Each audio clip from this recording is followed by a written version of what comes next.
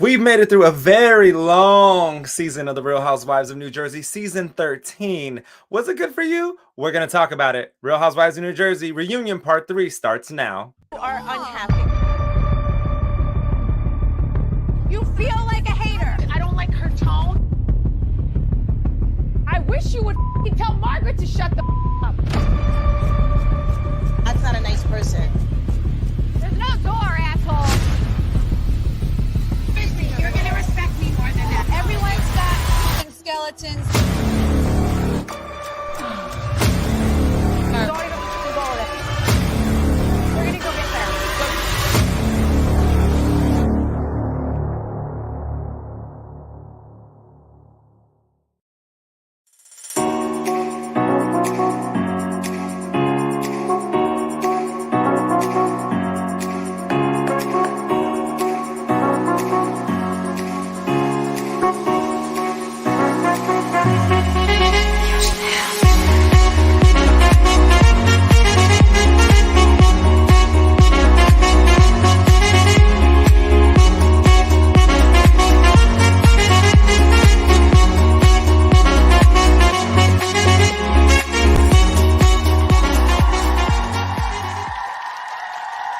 Hey, welcome back to, that's a real close-up of us.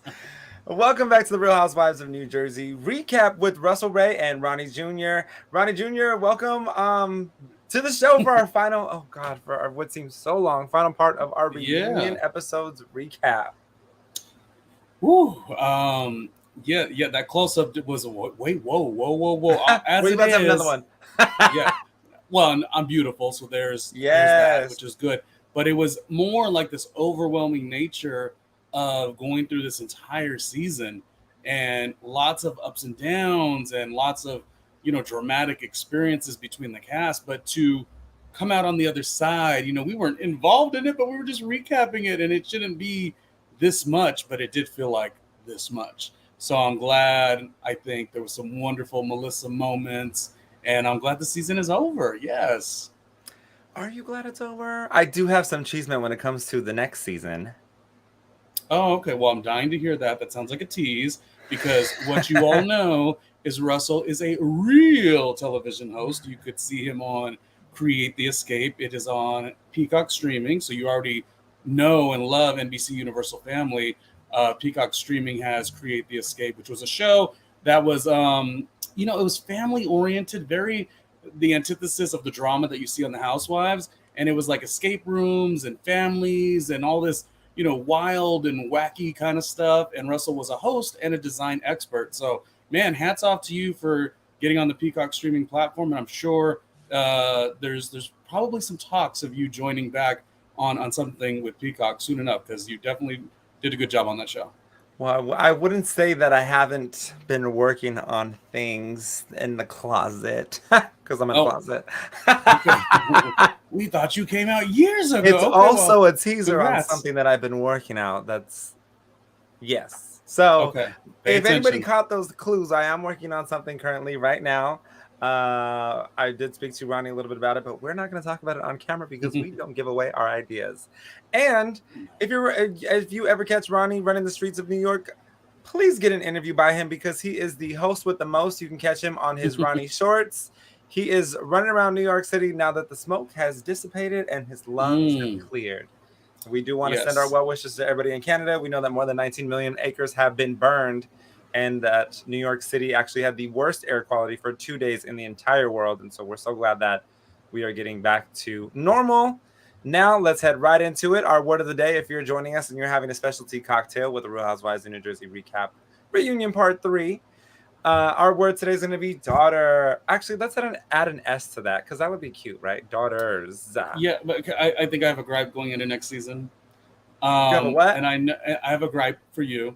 Oh, tell me. I know you do a wonderful job. But you, the host, the producer, the switchboard operator, very much like when I did Real Housewives of Miami. So this is a great trade-off. And you executed pretty good. I just think that the word of the day is usually a Teresa word. And it's not, it was family once, and has it been really something else she said? Oh shoot! And I have not okay, made hold on. I've not made a peep beep. And this time, I'm like, I don't know if I want to hear from her again. I have my charging cord around my neck. One time I did an episode 2, and my headphones were like halfway on. It's like, it's not like we're not professional. We do a really good job. It's just a matter of like what Russell said. Like we've got our hands in a lot of different things, like outside of just doing this show and other shows. Like, even for me, like I'm in New York, getting to jump in and out of New York radio a little bit. So that's, every once in a while. And that's a lot of fun. But then like when that's done, there's like several other events, and meetings. I didn't even get to do what I wanted to do, which was go to be, I would have loved to see the show, but like be involved with some of the Tony Awards festivities that went on in New York City, specifically Washington Heights, which was such a big deal because, obviously a lot of times they're more in the theater district, but Washington Heights, Lin-Manuel Miranda, the United Palace Theater, a theater that I've been inside before. Like I used to do somewhat of location scouting or as an assistant or whatever. And I remember going to that theater. So to think the best in musicals and Broadway were all up in Washington Heights. Like that's so cool. And by the way, I know we're supposed to talk about Jersey. Well, this is Jersey adjacent because the story is in Bergen County, Jersey. The show that won it all, Russell, gather this, okay? Really, I know, I don't know if you like musicals or whatever, but Kimberly Akimbo is a show I saw. I don't see a lot of shows, mostly because of money. So if Broadway.com wants to throw a check, they can. But I saw Kimberly Akimbo with my cousin, totally thinking it's going to be some cheesy something. I don't know. So good. And it won like 5 Tony Awards, including the big one of the night. So that was really cool. It was a tangent. Nice. So I went off and talked about other things. But Bergen County, New Jersey, I don't know. Kind of ties in. One of Shane's best friends actually won Best Actor, J. Harrison G. Oh, wow. One of the first 2 non-binary actors out to win a Tony in the 76 years that they've been around. So congrats to him as well. He, they is what J. Harrison goes by. And it was a moment here. We celebrated a little too much, and I had to go to work the next day, but I was struggling. It was worth it. Yeah. So wait, hold on. So applause to everyone who won. Yes. Without further ado, Ronnie, I'm gonna let you choose our word for the day because clearly I think I'm doing it. I think I've always chose Teresa's words unconsciously to be a troll. But I won't be a troll this time, and I'll let you go ahead and pick our word of the day. So let us know who's drinking what. Okay, that's the producer in you. I think she may have not said it a lot this episode, but we might say it. Melissa said she dismissed so effortlessly Teresa by calling her Dollface quite a bit, and I thought that was pretty good. So maybe Dollface? Can we try that one? Dollface. All right. If you're having a drink with us today, I'm still hydrating after drinking from the Tony. So I brought this lovely sparkling coconut water by Makai from Honolulu that I will be hydrating myself with. So our word of the day is going to be Dollface. Yeah. We'll take a tally and find out how many times we said it at the end of the show. For sure. Without further ado, we're getting right into it like we always do. Teresa versus Joe. I mean, I feel like Reunion Part 3 was all Teresa versus Joe because all they did was bicker and banter back and forth. But there were a few things that I feel Joe had the upper hand on, and then there were some things that I feel like Teresa was actually right on. But I want to get your take on their arguments going into Part 3 now that he's out on the stage and all the husbands have joined the cast.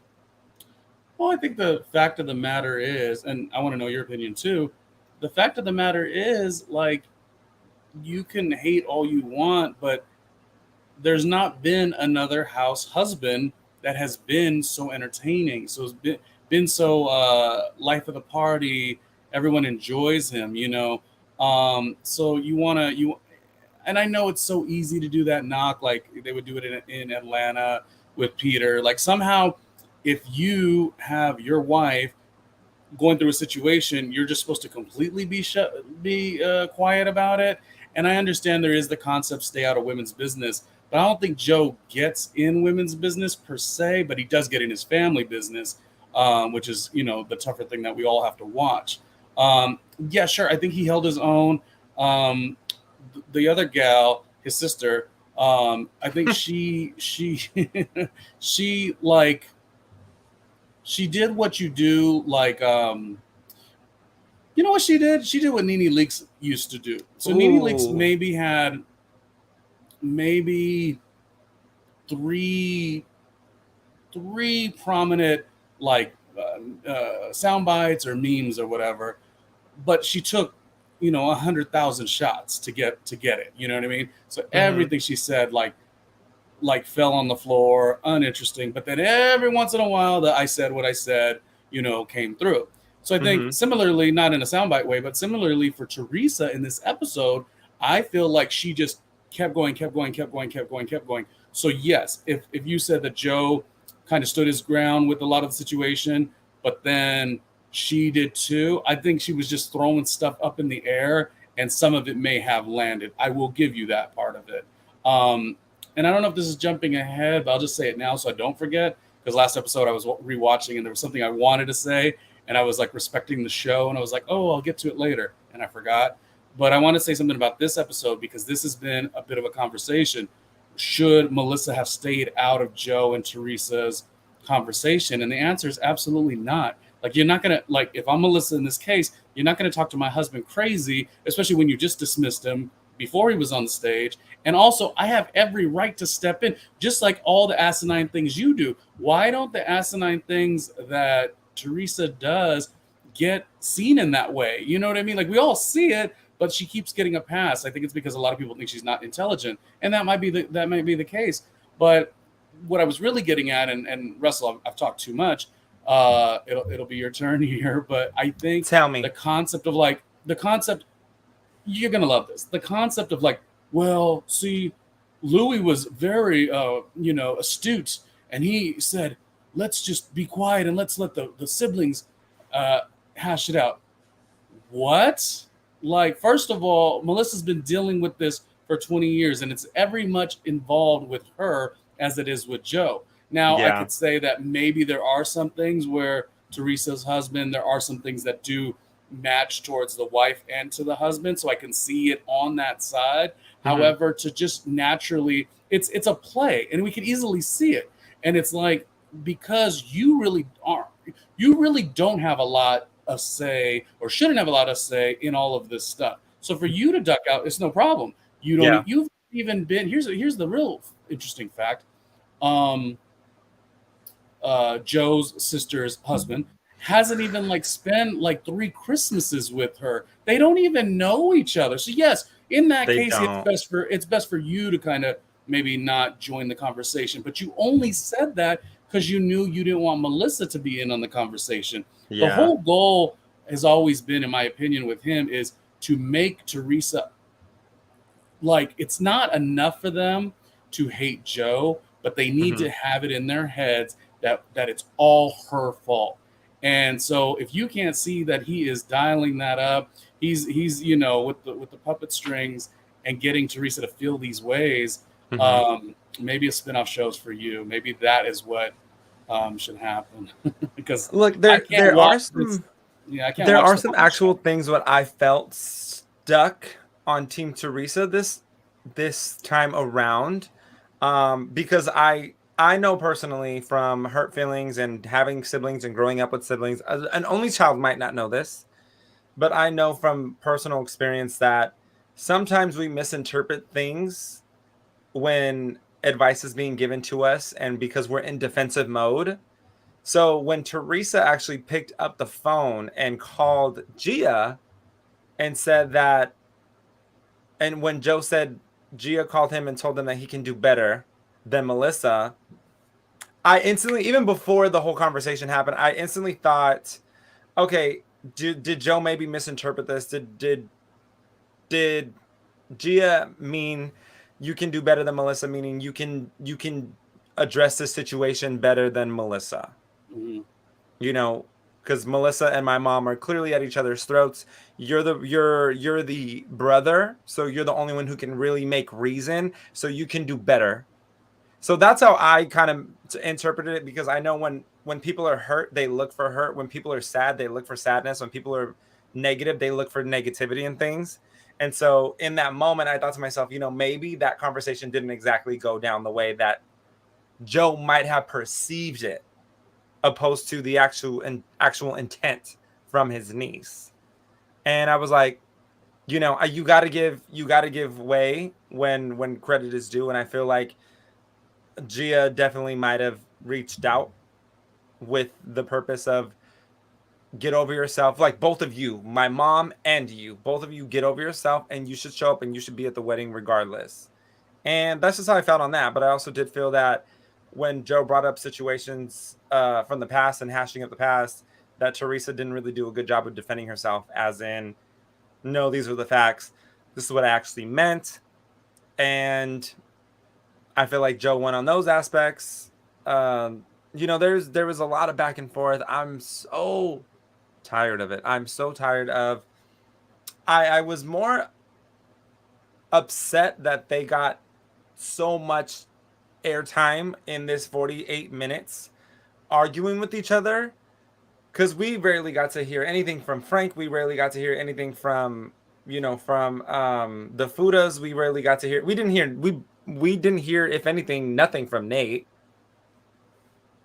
And so it's like, it was one of those situations where I was like, y'all need a counselor. You really need a counselor. What would have made great television this season for Teresa and Joe, and to get over them blaming each other for the storyline, would have been for them to sit in front of a counselor together as brother and sister. I wish they wouldn't say the word storyline. I wish they would just call each other fake. Like, storyline is, to a degree, there's the show Bible that starts, before each season. There's the pre-production, all the stuff. Like, this notion of like a storyline, you as a cast member could be fake. I mean, we see it with Jennifer Aiden all the time. But like to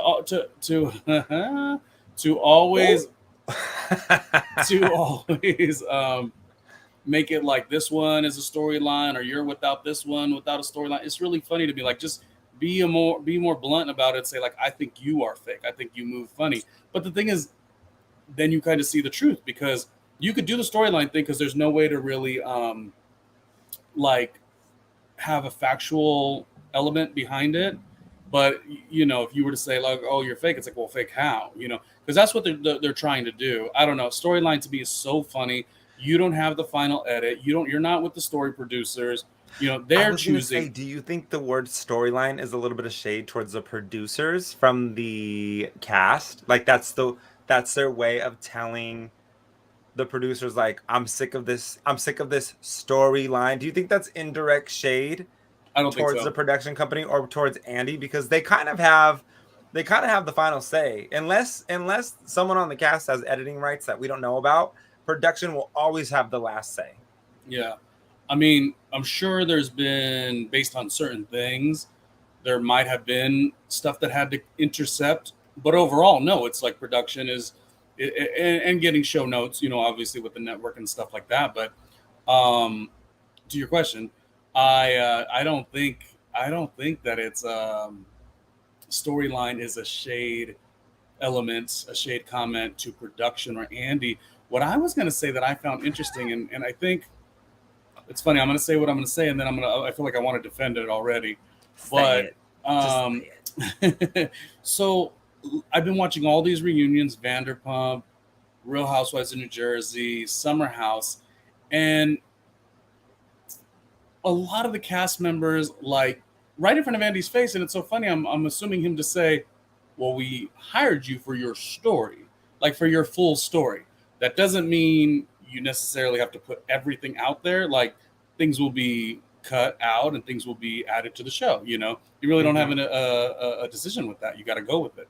Mm-hmm. But too many times it's seeming like in the reunion, I could count like 4 to 5 times based on those reunions I just mentioned, where the argument will happen, and they're basically, it happened with like Summer House, where they were like, but Lindsay, like, you did this, and like, well, we protected you because we knew you didn't want this to come up on camera, and so we were gonna like keep it where it didn't come up. And Andy's just like sitting there, twiddling his thumbs, and I kind of like expect, is he just like taking the information in his head and like gonna process it later. And I know he doesn't control all the shows as much as he used to, but like, I don't know what that is, that we're in a new stage of reality TV where you're like, oh, I'm not going to bring these things up. Now, I respectfully think it's a great thing because some of the stuff is so crazy. So, again, what I'm saying is if I had a co-cast member, yes, we ain't going to touch that. Even when Russell and I do our show, or I do my show with anyone else also, I'm always like, what are our boundaries? What do we want to cover? What doesn't feel good for the nature of this show? Because while you do YouTube and podcasting, you do control it. But to the thing, on one hand, and that's why I said it was a little kind of a big thought here. On one hand, why is it like Dolores did get to say, no, we're not going to talk about Frankie. Now that could be because whatever, but it was also I'm protecting whatever really happened is what it sounded like. Yeah. And everybody, again, in 3 reunions, Andy on Vanderpump, Andy on Summer House, and Andy on Jersey Housewives, it's like he's very okay with people saying we're not going to bring these things to the show.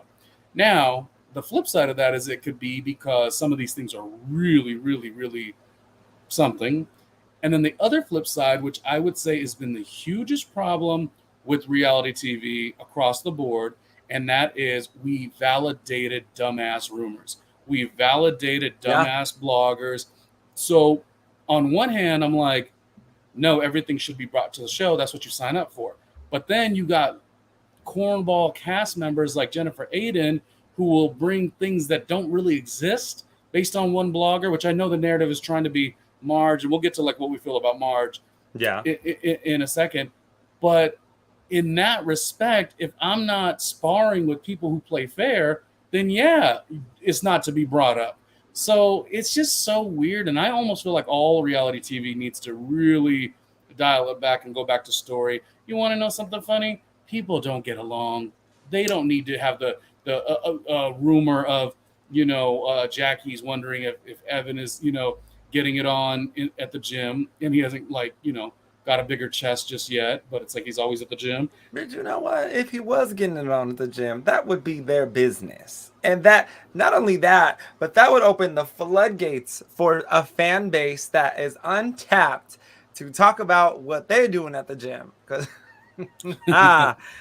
New York and California and San Francisco are some funny places when it comes to the gym time. So that's that on that. So if Evan, right? Evan, yeah. I have a question for you. I'm confusing Evan and Nate for a second, because they're both tall, they're both good looking, they're both godly.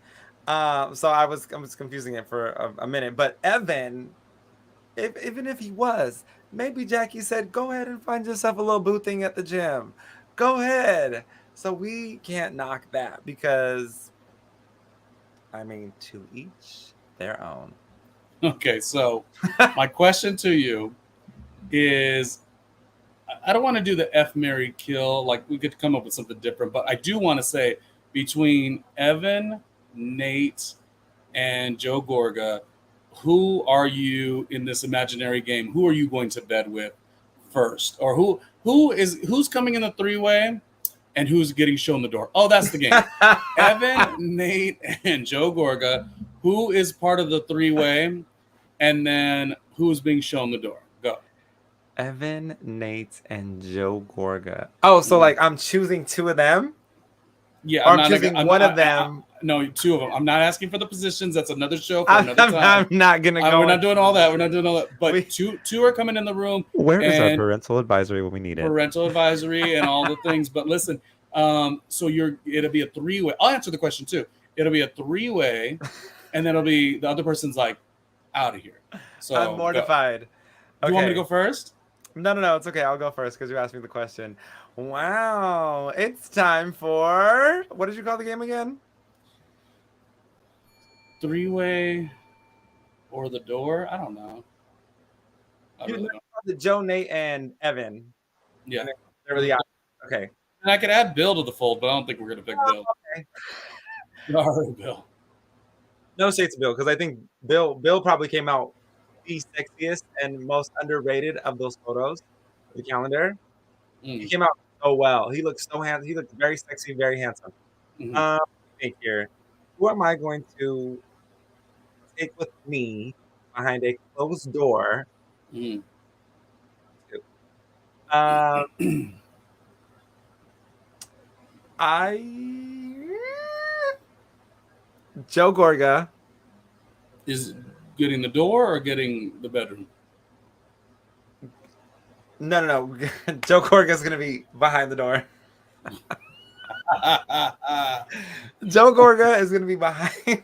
Whoa! I can't believe I'm doing this right now. Okay, Joe Gorga is gonna be behind the door, Terrible and show. Terrible show. Nate is also gonna be, and then Evan is gonna be in the window with the camera. Okay. And just like that, an OnlyFans star is born. Okay, so I do. For similar. everybody that's watching this, I do not have any type of paywall video. And you could tell by the way he couldn't get his words together. He's like, I'm so embarrassed. Yeah. So that is a just disclaimer. So if any producers, directors, casting networks, anybody watching this, there is no video footage of me out there. Okay, very I'm a nice. saint. Okay, Saints. So I'm gonna do quite similarly to you. I'm gonna do come here, Joey Gorga, number one for sure. And then I'm gonna choose Evan, and I'm gonna send Nate packing. Yeah, Nate is not coming into the room. He's just The problem is we didn't get enough of his personality this season. It was great that he was so-called a balance for his wife, and his wife does have a lot of potential on the show, but I simply didn't get enough. And also, I think him and Bill are in an interesting situation because they are sort of by team this, team that, by nature, siding, and they happen to enjoy Joe Gorga's sister's husband. But like they also got to sit by and hear things that just don't make sense fully and kind of still be in support. So it's a very interesting thing. And it sort of turned me off with Nate just a smidge. Yeah. Whew, that was a hard game. And it was such a hard game to get through. I couldn't even get to my white. Well, you know what? The problem is probably this. The problem is probably we didn't even get to mention that we, of course, sometimes get to hang out in Long Beach or different parts of LA. But last week, during the worst bouts of air quality, we did get to hang out in New York City, right? So I believe we have a couple photos there, and it was just really cool because obviously we do a really good job. This was at a restaurant in Hell's Kitchen neighborhood, and we're drinking our margaritas, just having a really, really good time. And it was nice, but it was just odd because we had done a podcast that day. Oh, and our friend, your friend. Yes. And look at the air quality. Air quality was atrocious. You were only in the worst in the world for a whole 24-hour period. You were in on business, so you were a little bit more in and out. But I was kind of outside the day before we even really knew what was happening. Yeah. The next day, Wednesday, when I ended up seeing you guys, was like when it was a huge news story and everybody was like sort of inside and stuff like that. But that day before, I was kind of in it. It took me like 3 days to stop coughing. Like I was really, and not even the coughing, but then your nose was real congested. So we took a bad situation, made sure we got out in the city, the Hell's Kitchen neighborhood, went to a couple bars also, and looked at a couple bars that we'll have to go to next time. Oh my gosh, that one that we left was my bad. That was so fun. Like that spot looked like a really good time, and then we went, but we ended up having a good time at the other place. So we've got things to go check out later on, and everyone was on their early bird best behavior because usually it'll be like, let's just keep going, let's the next place, but we did it in a way that it was like a quick little get together. And it is nice because again, when you do these shows and it's always digital and in a cube like this, it's like so it's nice to kind of just talk a little shit and and laugh, and Marsha was there as well, which was really cool. It was a great time, and shout out to Marsha because she tunes in every week and she watches us along with Corey, right? Corey, Yeah, Corey what's Polk. your friend's last name? Corey Polk. Corey Polk logs in every week, so we thank you for that. And in regards to Marsha, I didn't have the orange cup because Marsha loves Ronnie's orange cup. Oh But yeah. I have a drink with an orange stripe in honor of Marsha and for getting through a whole season. Because Marsha, let me give you a little tea about Marsha. Oh no. Marsha, you better watch out for her because she is about to be the next housewife. Okay, Marsha is that girl. She is. Marsha is that girl, and she's gonna be the next housewife. So if there's ever housewives of San Francisco, Andy, you hit up Marsha because she is ready for you. Okay, she is living that life. She got herself a handsome man. He has a great job. People love them as a couple. Like, let me just get everybody together because Marsha and her man are just everything. So shout out to Marsha because I'm telling you, once the Real Housewives of San Francisco opens, it is over for everybody because Marsha's just gonna shut it down. In other news, I want to go into. I'm thinking about the coughing from. Oh, thinking about the coughing from last week. I'm like, excuse me. Oh, you know what you need? A humidifier. Okay. And then if you can head into a steam room somewhere in New York. Well, I'm sure I could. You can head to a steam room. I like to go to Joe Gorga. I said steam room. I did not say steam works. That's the one in Chicago, yes? I don't know. I think Toronto? there's one in San Francisco, and I think there's one in Chicago. Got it. I think there might be two. Anyways, if you can head to a steam room, it'll clear all that out and get it out. Because we have two humidifiers here at our house, so I kind of cleared up real quick. But let's go into Bodito D, Bodito Done, Bodito Do, and Bodito I don't care about you. What do you think about the investigation that he's launching on the cast? Do you think that's real or do you think that's false? Wait, who's the who in this situation? Just in general, do you think? Hold on, let me find me. Just in general, like, do you think Bodito really put out an investigation on the entire cast, whether it was by the likes of another cast member or if it was just because he wanted to be part of this franchise and get his name out there so that he's known and people are hiring him because he can find the dirt? What did you think about this whole situation on him being involved on the show? I always vow to do these shows and give like such a strong opinion, but like it's just at a level that I've got such little interest in all of this. You know, if it would be one thing if Joe Gorga's sister's husband was able to, you know, articulate a sentence that matched up with his previous actions, but it always is some kind of twist or it didn't mean to come out like this. And in reality, know this, but I don't know him, but yes, I do. But then he's doing this for me and this and that, but you can't prove. It's just so much going on that none of it is intriguing to me. I'm sorry that other people think this is so interesting. And, you know, I think on Twitter, it was like, you know, there was clips of him, this person saying I have nothing to do with the show, which of course protects his business. So that doesn't guarantee any aspects of anything being clear towards a lot of what had been assumed here. But it's not even an assumption. It's just like, what the F is going on? This is just really made the show unfun to watch. It was very weird. Yeah. And that's the thing. You would think that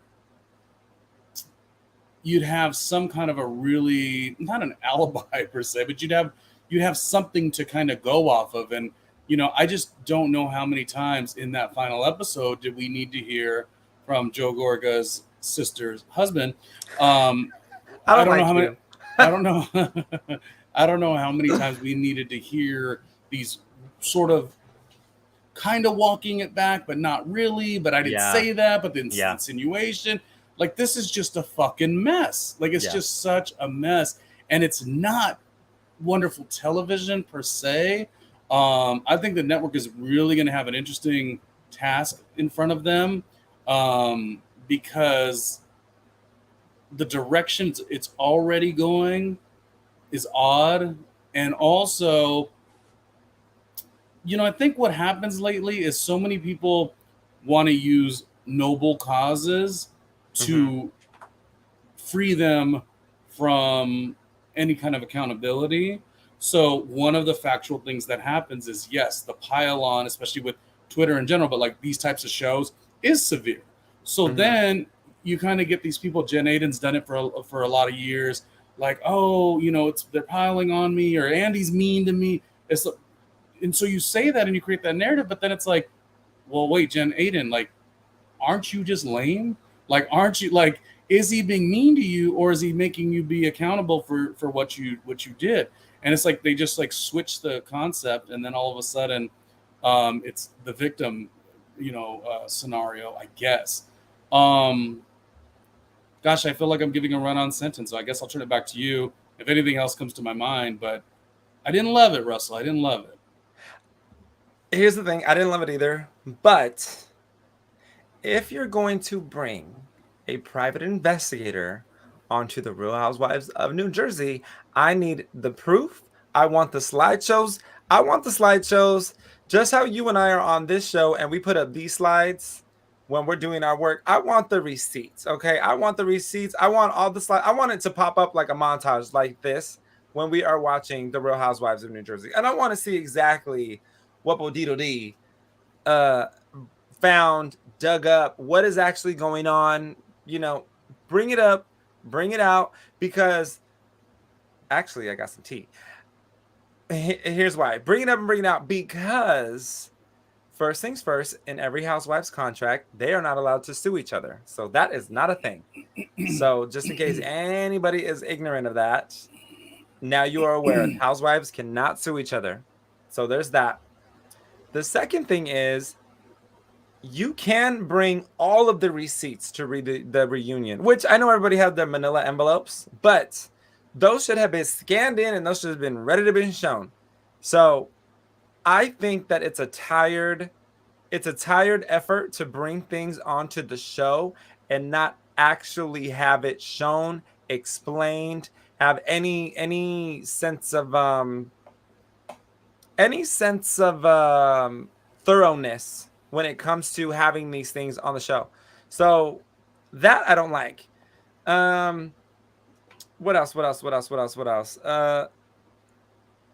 Unless you're going to bring him out, like,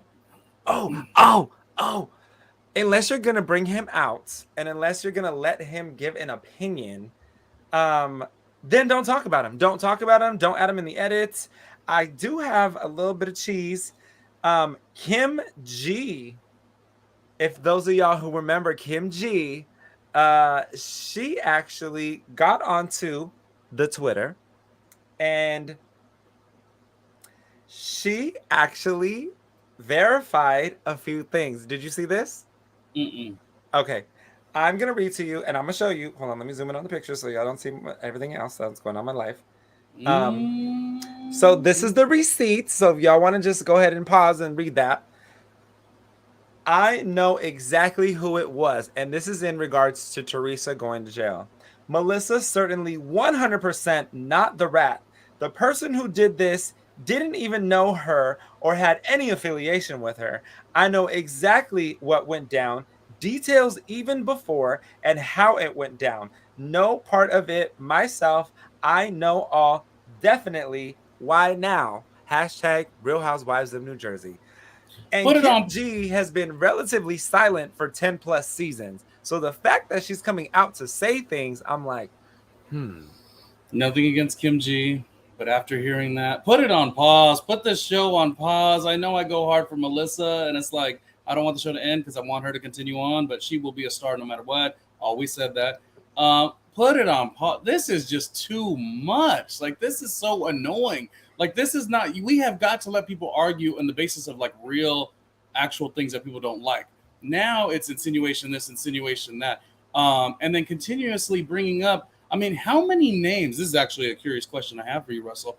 How many names have now been thrown out? Like, there's been more names thrown out who supposedly, set in motion the situation with Teresa and Juicy Joe than any aspect of like what Teresa's learned and accountability. Now, I can't speak for every episode. Wasn't there some post when she came back home episodes? Maybe they did explain and explore a lot of that. But there's just so much. There's like very little talk of like Juicy Joe is at fault. She was at fault. You know, she played her part. But every single other person is now involved. It's what the F is going on? Like, I don't know. Look, here's the thing. If I was any part of the Bravo verse, which is still, it just might happen. If I was part of the Bravo universe, the first thing I would ask is, because Kim G has been on the show, Kim D has been on the show, I would ask, I want to know, why has nobody said who sent Teresa to jail? If everybody knows this, and I get it, like, some people are saying this is old school mentality. It's Italian style of thinking that you don't say names. Boo, I'm gonna just check you for a minute. If this was old style and you wanted to live old school Italian, you would not be on a reality show, and you would not be talking about your brother and sister, and you would not be putting each other under the bus, because old school Italians means you have your back, everything is done and said behind closed doors, and it is not for public knowledge. So I don't know who has the entire info, but I want names to start dropping, because I'm tired of hearing such and such, like you said, such and such might have said this, such and such knows that. I know who did it, but I'm not the one who did it. So if Caroline knows who did it, but Caroline didn't do it, and if Kim G knows who did it, but Kim G is not the one who did it, we have to X out everyone. If Melissa doesn't know the person, so that's an X. So we need to figure out who they're all interlinked with, because I know Kim G and Caroline do not talk to each other. Caroline and Melissa do not talk to each other, but there's someone who talks to apparently all three that knows the details of who told on Teresa and sent her to jail. Now, that would be a story, and I wouldn't mind following that, because I'm nosy and I like to know the details, because people that I've worked with in the past have always said, you know, I don't like to say names, and I'm known to shut down a story in front of me if you are not going to give me a name. If you're not going to give me a name, then all you are is a gossiping queen. I need to know the facts. If you have nothing to hide, then you don't need to hide nothing. Yeah. If you're not ashamed of knowing the knowledge, then walk away. If you're ashamed of knowing knowledge, walk away next time they're trying to tell you something and say you don't want to be involved. But if you're going to sit there and listen and be an ear hustler, then you have nothing to hide, because that person opened their mouth and they shouldn't have opened their mouth. I defer from you in that I don't care. Like, Really? you're like, but if the actual person don't care, like, what? I want to know who Don't this person care is. at all. But see, What if this person is actually interesting and there's intricacies about this person that we actually might like? So what if the rat is actually an interesting person? I don't know the rules of the rules, but if the person wanted to come forward, sure.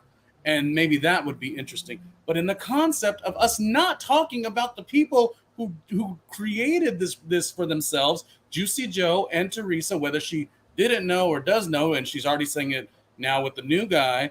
Obviously, there's no issue yet, but obviously, you know, it may allegedly go to those directions. And she's doing it again. She's doing the whole like, well, I didn't say that. Well, oh no, you got to take it up with him. And well, he knows. Well, I didn't know. You know, he did it, but I don't know what he said. And yeah, it's like history repeating itself, or you know, on the verge of potentially. But no, I honestly like. See, the thing is, people loved this season 1. I did not.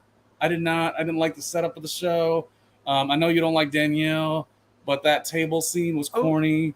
Yeah, like everybody sort of picking on Danielle, and then Teresa nudges a table.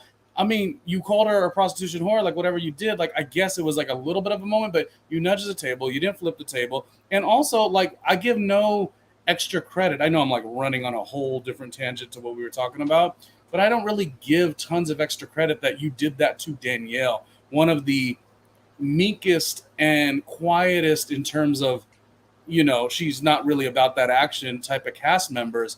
So I don't know, that's it's almost as bad as watching Vanderpump and seeing Lala and James scream at Raquel.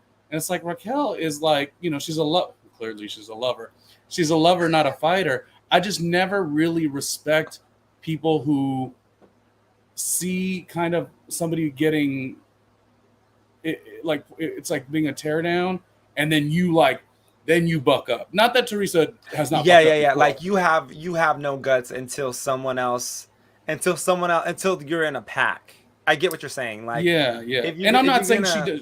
Yeah, I'm not saying she doesn't have guts, but I'm talking about from that season 1, which I was like, this cannot be, because I was like, New York was interesting, but I'm like, this is not. What are they doing? And my favorite is when they get the glass and they throw it behind them to the crowd, because I always picture myself being someone at the restaurant, and I'm like, what just happened? They're throwing things again. But is there something wrong with me as being a Real Housewives of the New Jersey fan that there's so little interest I have? Now, if you were to say, ring, and I'm, hi, Russell, how are you? And then you're like, oh, I've heard from everybody that this is what had happened. And it's like, there's actual truth to the story. Basically, here we are. We're back. Are we back? Ronnie, are you back? That was God. And God didn't want us to talk about it because clearly it's a tired subject and it's just so tired. But in good faith, we're going to go ahead and play a little video that of Ronnie. I don't know why this keeps, our Wi-Fi is so bad. Of why, I don't even know who our Wi-Fi provider is because Shane does. Okay. Anyways, I can set it up for you. Yeah. Go ahead, Ronnie. Let him know. Oh, well, quickly, we do our show, but there's so many other wonderful creators. A lot which we learned and met through the world of AfterBuzz. And Cortez has a show called The Lean, and it's such a great panel. And they were talking about Melissa versus Teresa, I guess, in some degree. And, you'd have one person on each side. I, of course, was the Melissa side, but they asked me a question about Teresa in terms of what it would look like is if she left or vacated the show. And so they asked, hey, what would you think? If Teresa left, what would that look like? And so then I answered. So this is the Ronnie lead. said. Oh, that's not what Ronnie said. If Teresa left the show? Out of respect, I'll say something probably unpredictable. Out of respect, I mean, I love Melissa heavy, right? But out of respect, I will say the best bet for everybody, for all of our sanity, because this was a tough reunion. Episode 1, I agree with whoever said it, that was the best one. Everyone is so tired of this, right? So rather than make it this versus this, why don't everyone who likes Teresa, which I can't imagine liking her because she is so boring, dried paint is more interesting. But the point is, let her get that. I think somebody said it earlier today, get her notoriety status or whatever it is called, like the legend of the show. I don't mind it, but spin her right on off and see if she can bring something to the table. She's not really going to be able to do it on her own. I mean, the daughters are not going to really work. We don't even know. She's not even been with this husband like more than 2 seasons, you know what I mean, throughout the year. So she doesn't even know the guy she's married to. Granted, that may make for good TV, but I don't think her doing her own show would be a success, but it would suffice everybody who wants to still see her. I don't want to see her. You have a rebuttal for that, R-World? Well, hi, Jamie. Hi. Yo, Jamie was killing me in the bottom corner. Oh, wait, it's not even on me. Jamie was killing me in the bottom corner when he was going like this because you said dry paint is more interesting. I cannot, Ronnie Jr. That is a wonderful, wonderful panel. Like I said, this is Tez, The Lean, and the panel yesterday was Sammy, Danny, and Jamie along with Tez. And the show had such great structure. They go right after the episode, which if you notice, like my energy is pretty warm, I think, right, Russell? But like we went right after it had aired on the TV, so you're just like so like tight a little bit.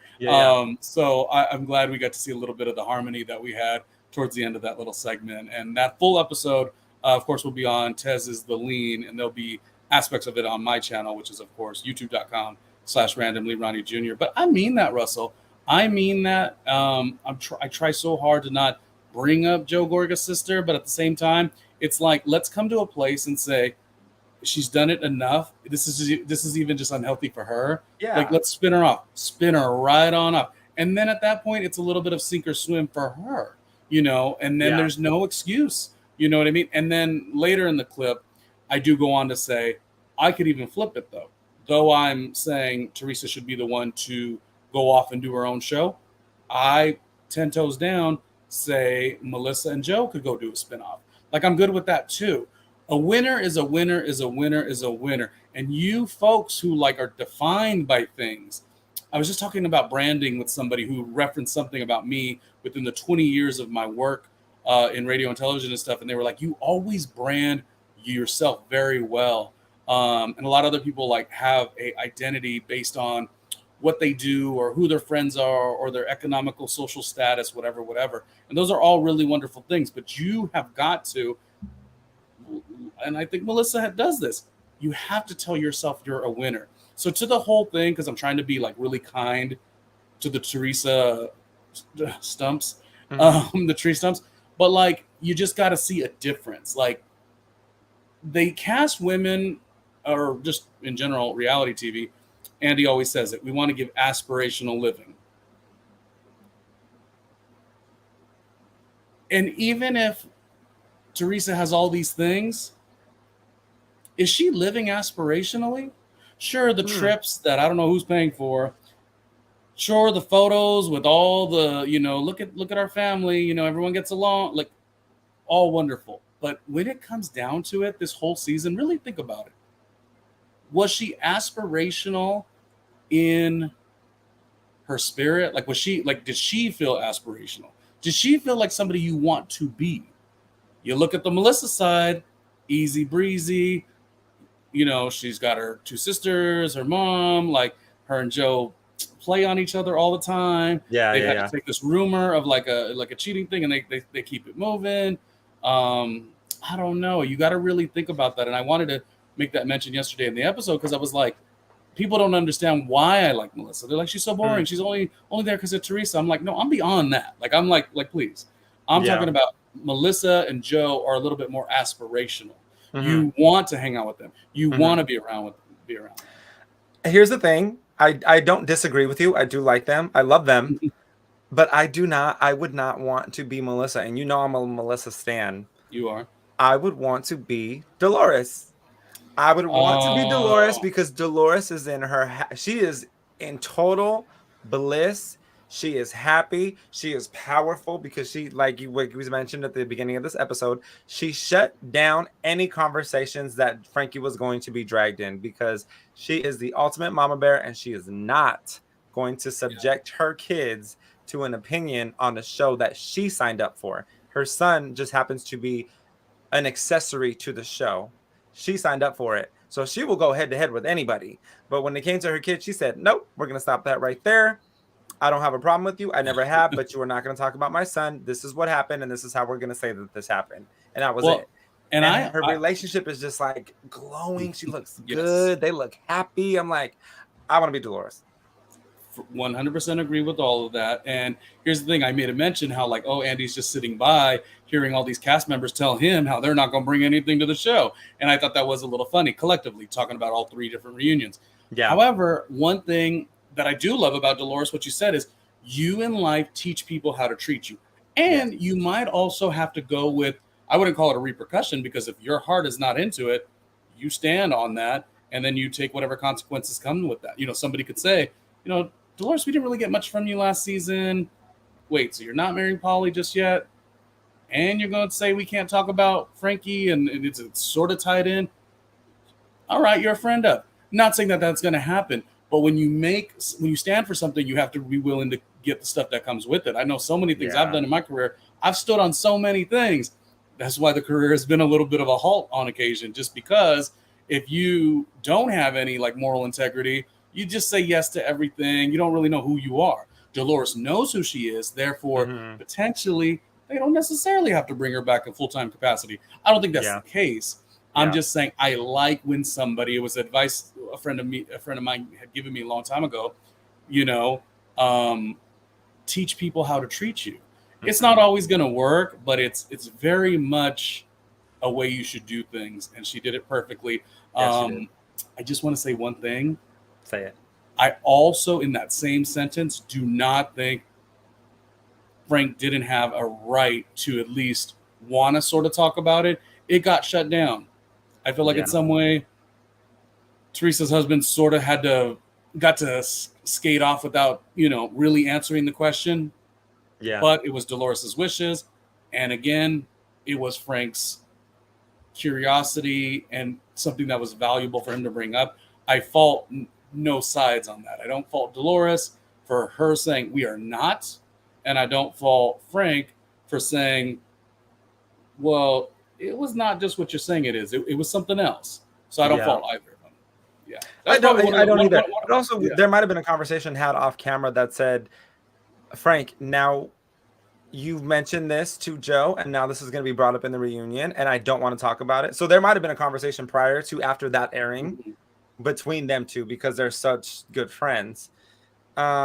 Moving past this conversation, I will say I think it's great that Frank and Paulie are in a good place with each other. Kudos to Frank on getting new teeth. Yeah. Sorry. As we say, we're running from day to night. Anyways, Frank's teeth look great. And he said, I think I might have one up on Paulie because I have better teeth than him. But I will say Paulie's smile is like, it's right there. So I don't know if Frank's smile is actually better than Paulie's, but I think they might be on the same level. I want to move on to John Fuda getting lipo and Andy asking him about the lipo. I think this is great. I think it's great that it was brought up. I think it's great that John Fuda is confident about it. And I think it's great that a heterosexual man is openly proud of cosmetically enhancing his body because, as many people and our viewers would know that no matter how much work you put into the gym, and sometimes it just doesn't want to come off. You can eat clean. It's just the ways when we're aging, our body starts to gain muscle and gain weight differently than they did before. So I think it's great that they mention that. I also think it's funny that they asked Bill Aiden if he did the surgery, and they immediately said no.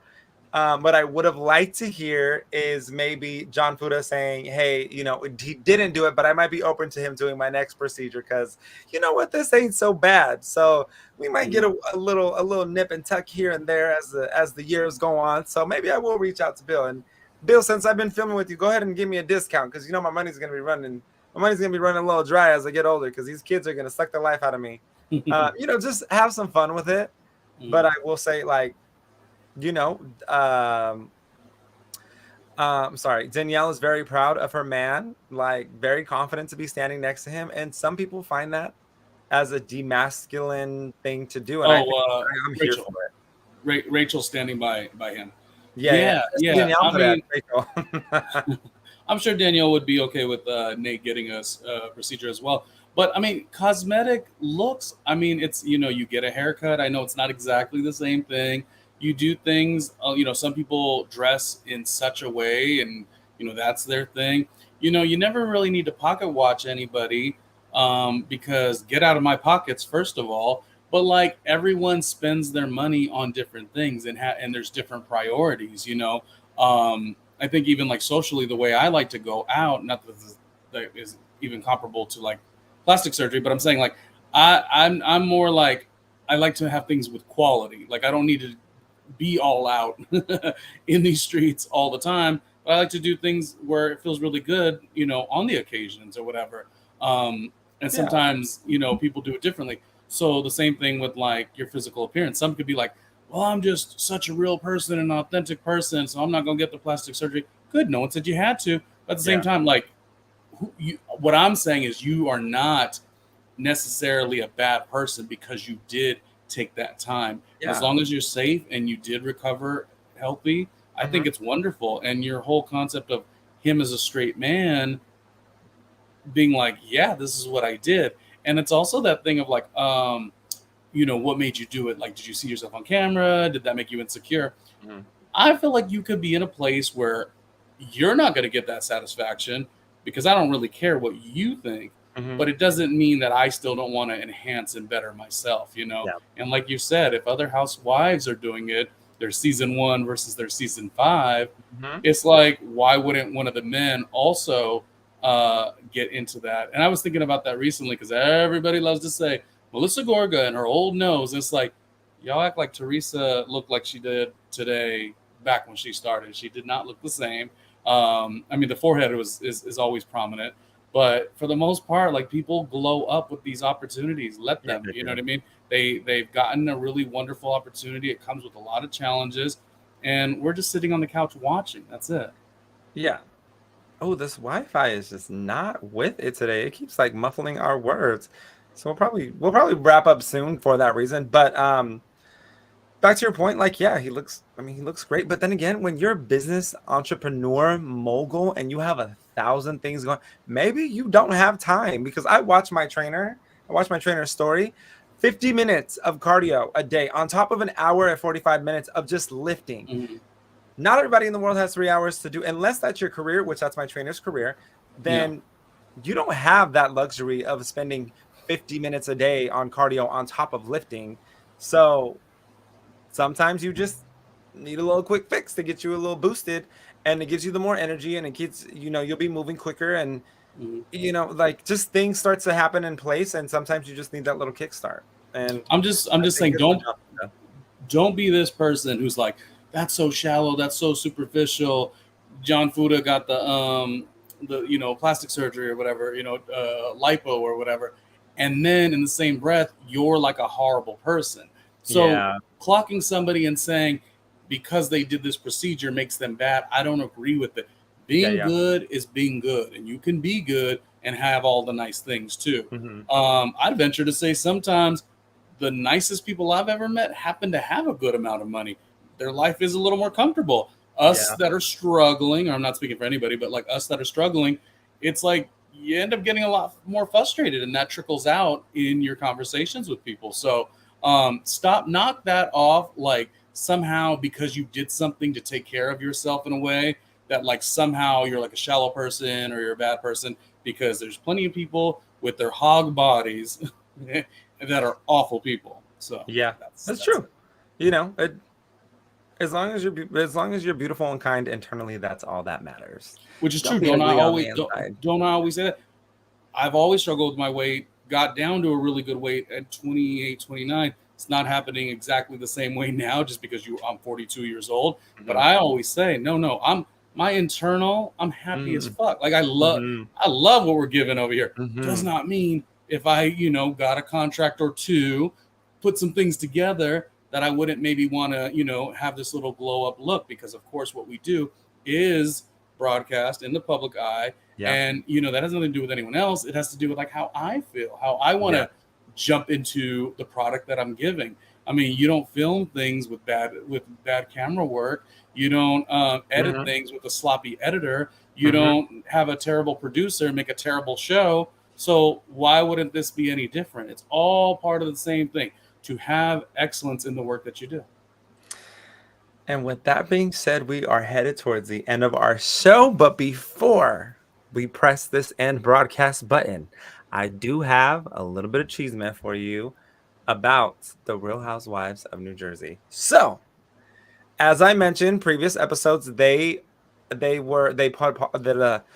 has put a pause to filming with the Real Housewives of New Jersey because they weren't sure how they were going to proceed forward, given that Teresa and Melissa do not want to film together whatsoever. Now, I heard from a little birdie that the producers are now thinking about packing the show with even more housewives. That way, there could be very minimal interaction between Teresa and Melissa. That way, they can do the reunion, and then they'll have separate aspects of the same show. I'm interested to see how this is going to work. I feel like it might feel like it's two different franchises if they're really shooting like that. But there might be a solution to the problem. I know you don't want to see certain people come back, but unfortunately there's a fan base and they want to see, and I think we all want to see it. We all want to see the resolution happen between brother and sister, and we all want to see people's family getting along in harmony. And what we're seeing more of is that what we're seeing is that you can't blame someone for a storyline if you're handing it to them on a silver platter, because if you wouldn't have made these mistakes, there would be no storyline to follow. We have seen Joe, and as I said, we're wrapping, so I'm going to talk about the very last line. One of the last lines that what happened on this episode is that Joe even said, "You're my sister. I love you. If we were in a car accident tomorrow, I'd run to your bedside." Teresa's rebuttal was, "Like my father said, love me in life, not love me in death." Joe never said anything about her dying. And what I say about is when you're hurt, you look for things to feel hurt. He was saying there is absolutely nothing that is going to stop me from being by your side. I just need you to accept it. And I think the solution to this problem would be Louis and Melissa need to go away, not away as in like divorce or anything like that. They just need to go away. Teresa and Joe can go do their brother-sister activities together, have coffee, not talk about their spouses, talk about each other, talk about how well the kids are doing, call it a day, build the relationship that way. If you want to meet up with your nieces and you want to meet up with your nephews, then what you do is you meet up as brother and sister and leave the spouses out of it until you can get to a mature level. But I will say I'm glad that I saw Joe still with an open heart. I think it's good that anybody wants to pursue a relationship after all the hurt when it comes to bloodline. I was disappointed in Teresa, and she kind of reciprocated it, but not really. She still said she wants nothing to do with them. So we'll see what we can get out of them next season. As we wrap this podcast with the Real Housewives of New Jersey season 13, it has been a pleasure being on all of your internet home screens, television home screens, and mobile phones. And we look forward to seeing you when the Real Housewives of New Jersey returns. But coming up next, we'll be reviewing movies. We'll be coming up with interviews. We'll be talking to people from the Hispanic community. We'll be talking to people from the queer community. You can head over to Randomly Ronnie Jr. and check out his shorts. You can check out his YouTube page. He has more than 300 shows under his belt. If you have your kids at home and you need a little peace and quiet, go ahead and send them over to the Peacock Network. Have them watch me at Create the Escape as the design expert and third host on the show. Or you can watch our reruns of this show. Give us some boosts. Give us some likes. You can follow me at Russell X Raymond on Instagram. You can follow Randomly Ronnie Jr. at Randomly Ronnie Jr.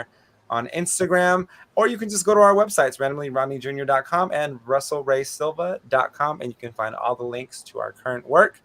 Until then, we will see you next time, and we can see you over on our next recap for the Flamin' Hot Cheeto story, was produced by the wonderful and magnificent Eva Longoria, as we are proud to represent and talk about the Hispanic community. Until then, we'll see you next time. Can I add one thing? Oh, sorry. I was having a moment. That's enough from me. Off to Ronnie. You were so wonderful, and you've already got out of Housewives. So I'm like, should I even? But I just wanted to say, like, one of the harder things about being a Melissa fan versus a Teresa fan is I feel like Teresa fans spend a lot of time hanging on Melissa's every word. They're almost like nerds about it. Like they're like almost like really love Melissa, but they don't know how to process.